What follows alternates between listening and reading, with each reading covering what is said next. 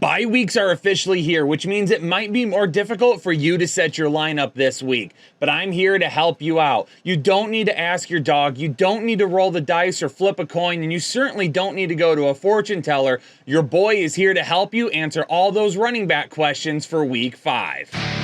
Yo, what is going on, Headliner Nation? Welcome back into the Fantasy Headliners. Today I've got my top 30 running backs for you and a few guys that are just outside the rankings looking in. Hit that like button, subscribe if you're new to the channel, and let's figure out which running backs are going to give us the best opportunity to win in week 5.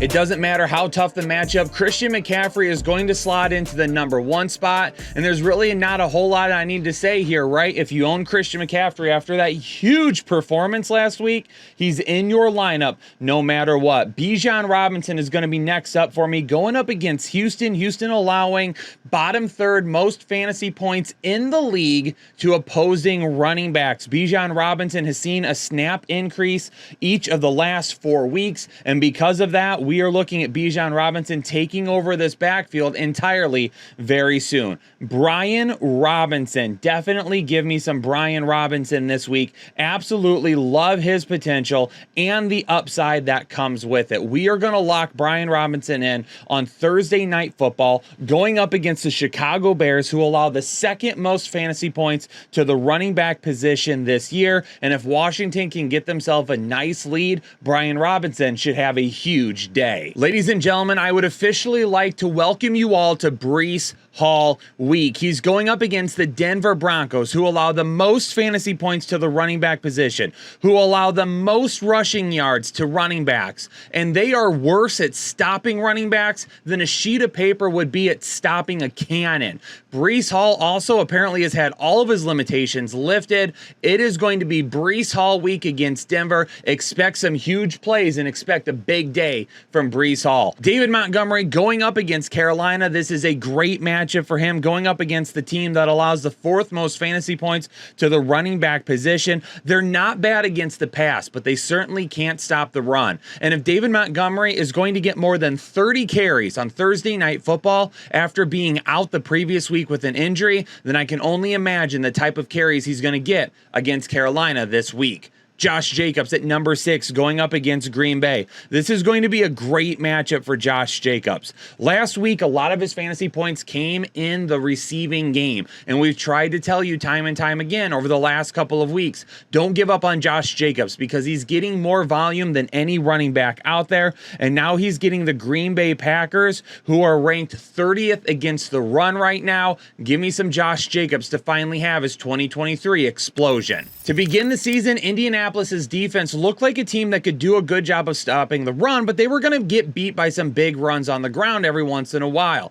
But over the last couple of weeks, they've got shredded by Lamar Jackson, and then they got shredded by Kyren Williams last week. And now they're getting the king, who's coming off of his best performance of the season. Derrick Henry is locked into the top 7 for me. Cincinnati has allowed the most rushing yards to running back so far this season, and now they're going to be getting James Conner, who has been an absolute workhorse so far. And we know that if Arizona is up, they give James Conner the ball and they give it to him often. This is a much better matchup this week than what we saw last week. He has a great top 10 ceiling for you. Aaron Jones was still somewhat limited last week when we put him into our lineups for Thursday Night Football, but now he's getting that entire week to rest from Thursday to Monday. Hopefully he's going to be 100%. He's not on the injury report as of right now. Obviously that could change, but we are going to be sending out Aaron Jones full go ahead against Las Vegas on Monday Night Football. Alvin Kamara with 13 targets last week. Absolutely insane usage in the passing game. And if Derek Carr is still bothered by that shoulder, you can expect Alvin Kamara to see a decent amount of targets again.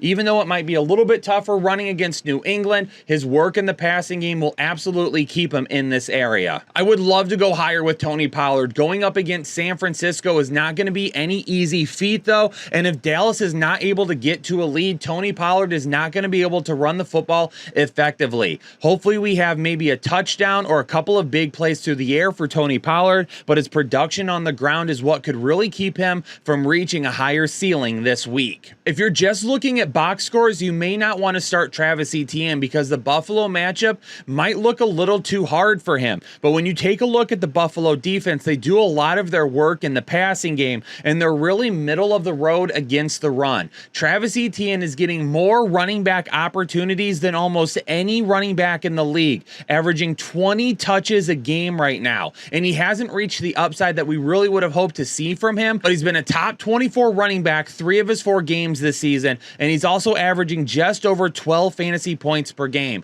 Going up against Buffalo, we're going to hope for that touchdown. Maybe we don't see the big plays that we like, but Jacksonville is not going to want Josh Allen and this Buffalo offense on the field more than it has to be. Look for Travis Etienne to see about 18 to 20 touches again this week. DeAndre Swift is going to get a tougher matchup this week than what he had last week, going up against LA and a guy in the middle of their defense that you might know by the name of Aaron Donald. They can make it really tough to run the football up the middle. You got to try and bounce it outside, and if their guys on the outside stay committed to their spots, it can be hard to run on Los Angeles from time to time. Not a ton of ceiling this week for DeAndre Swift, but he's still going to be the lead back, and he's still going to get plenty of touches to give you RB2 numbers. Devon Achane going up against the New York Giants. Now, the only reason I don't have him ranked higher right now is because since this is a New York Giants team that can't seem to do anything on offense, I do think Raheem Mostert is going to see a bounce back performance, as he'll probably get some more touches in the second half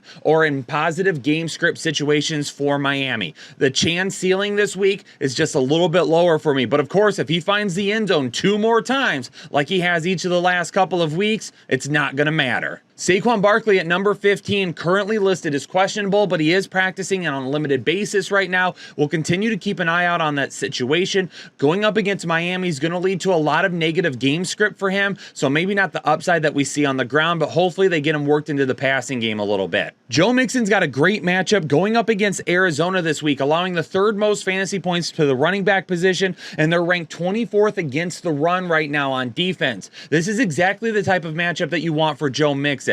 However, with Joe Burrow and the offense struggling right now, losing T. Higgins, all of these things have kept Joe Mixon from reaching his upside. So while I still believe he's going to give you some solid RB2 numbers, and this matchup would even present high RB1 upside, I just can't go that high with him right now until we see this offense start to click. Pittsburgh's defense right now just isn't that good, and Gus Edwards is going to be going up against them this week as they're currently ranked 29th against the run.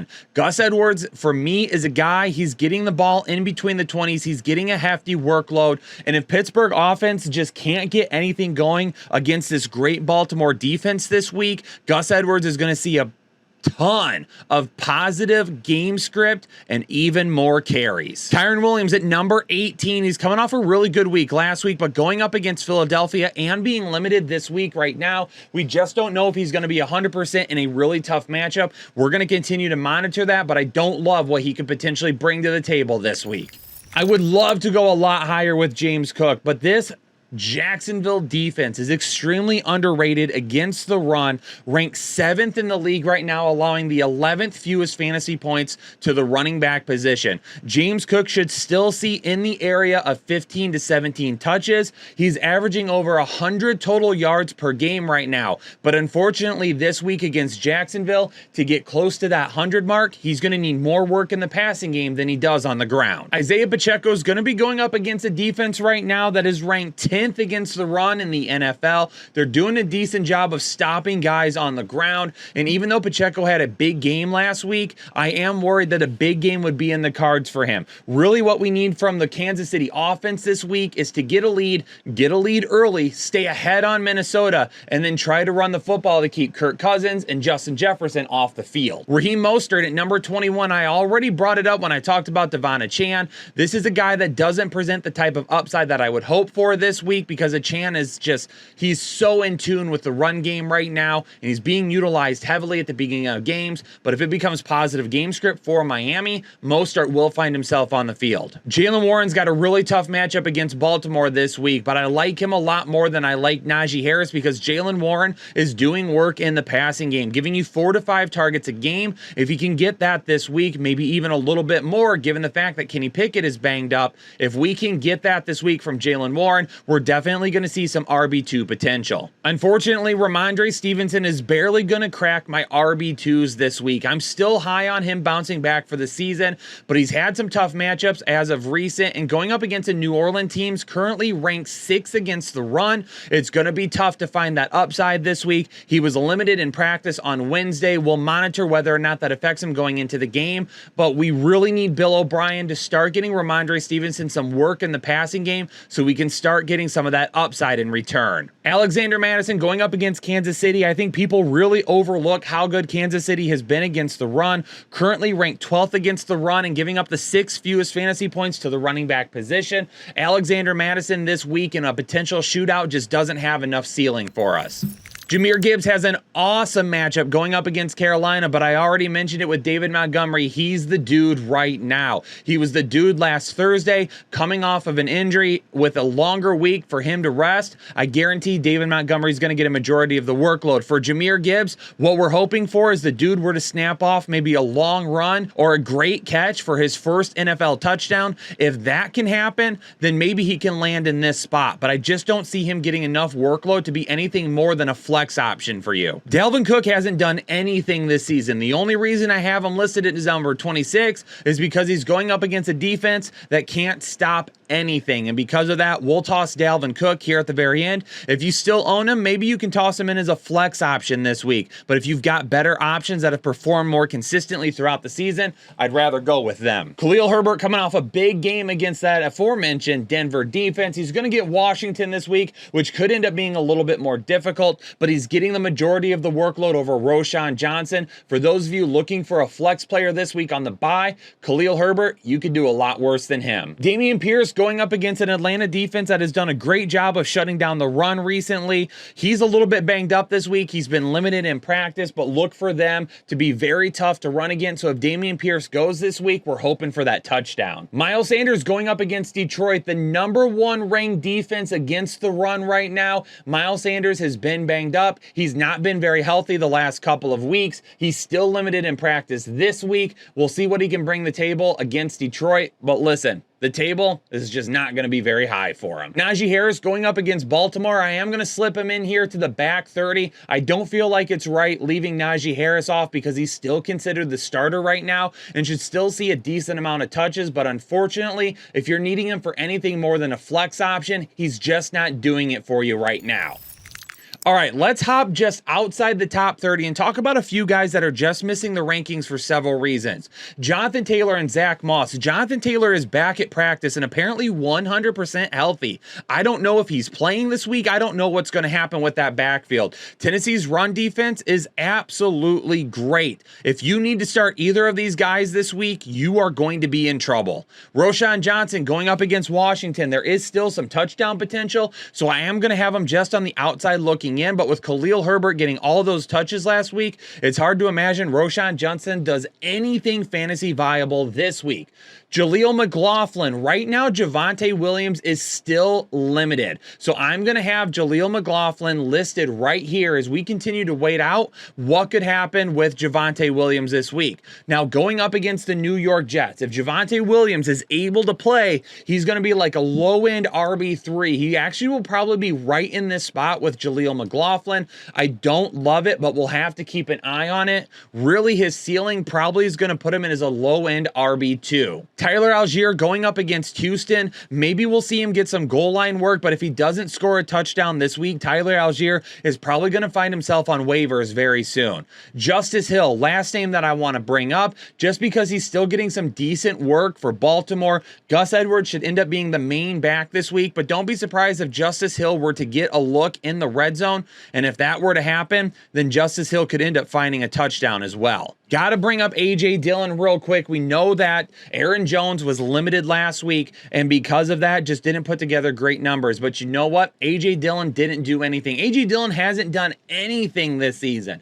So if you're out there wondering whether or not, if you have him, if you should still play him, I'm just including him here to tell you, no. Chuba Hubbard, I've got him listed again, just in case something happens with Miles Sanders and he's not able to go. The biggest thing that Chuba Hubbard could bring to you is PPR safety this week. If you're in a PPR league and you're looking for a flex option, somebody that might get a few targets, then Chuba Hubbard could be that guy, and a negative game strip going up against Detroit. And I'll toss Matt Breida back here at the end as well. If for some reason Saquon Barkley is not able to play this week, then Matt Breida isn't going to be listed where Saquon Barkley is. Saquon Barkley at number 15 right now. But Breida, I would probably put up as a low-end RB2 right in that area, right around Ramondre Stevenson, Alexander Mattison, and Jaylen Warren. Yo, Headliner Nation, there you have it, my top 30 running backs, and then a few extra guys to just toss out that you may needed some more information on. Hit that like button for me, subscribe if you're new to the channel, and this video should help you set your lineups for week 5. Peace out, Headliner Nation, stay safe and healthy, and I'll catch you all in the next episode of the Fantasy Headliners.